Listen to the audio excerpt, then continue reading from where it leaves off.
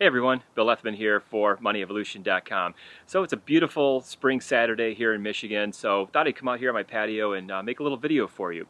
So springtime is also a very common time that people like to get out and maybe do some house hunting, and maybe that's a situation that you might be in. Maybe you're looking to buy a new house, maybe you're looking to buy a house for the first time, or maybe upgrade or maybe downsize the house that you have. So what I thought I would do is come on and talk a little bit about some of my tips that I want to share with you for making your home buying purchase a little bit more successful. So first of all, if you haven't already, go to our website, MoneyEvolution.com. We have a free guide that I put together here. It's the Money Evolution Guide to Buying and Financing Your Home, and this has got all of my best tips and information in it here. Check that out. Go over, put your email address in, we'll email that out to you.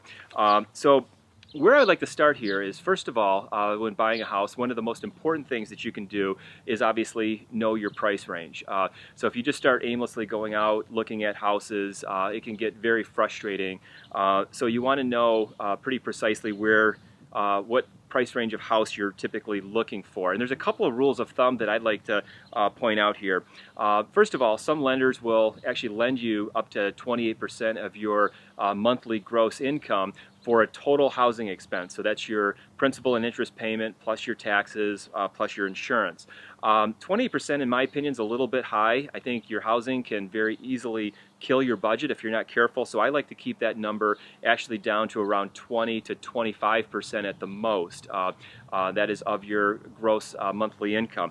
You also want to be very careful to not get too carried away, including any extra parts of your salary like bonuses or commissions, and you want to be very conservative with those numbers because bonuses, commissions, overtime, that stuff can dry up, and again, that's something that can very easily lead to your budget kind of blowing up there. The other important factor when buying a house is make sure you have at least enough to put your 20% down payment down. And again, if you don't put 20% down, you're going to have to pay things like PMI, which is private mortgage insurance. That can get very expensive. In fact, in the guide here, I actually walk through a hypothetical example and show you that PMI, that extra financing principal, can actually cost you as much as 13% interest in this example here in the booklet here. So always put 20% down, and if you're not quite at that level, maybe it's just a better situation for you to hold off on buying that house and maybe renting a little bit more to get yourself in a little bit better cash position. The other thing too is you want to make sure that you have some cash reserves when you're buying a house.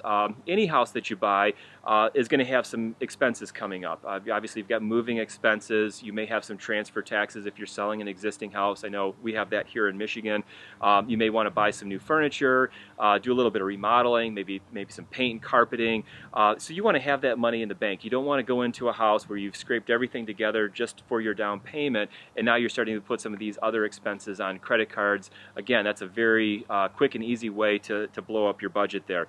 And then the final recommendation that I have when buying a house is, if you have an existing house, please sell your existing house first before you put a firm offer on a new house, because if you get stuck with 2 house payments, that could really ruin your financial position there. So you can put an offer contingent on selling your existing house, and some people will accept that, so it gives you a little bit of a buffer there.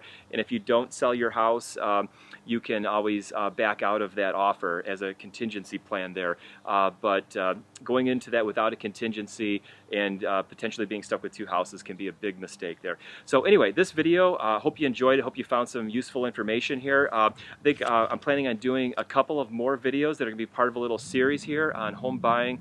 And again, if you haven't already, head over to MoneyEvolution.com, download our free guide, check out some of the other free resources that we have there, and I'll see everyone back here in our next video. Thanks. See everyone then.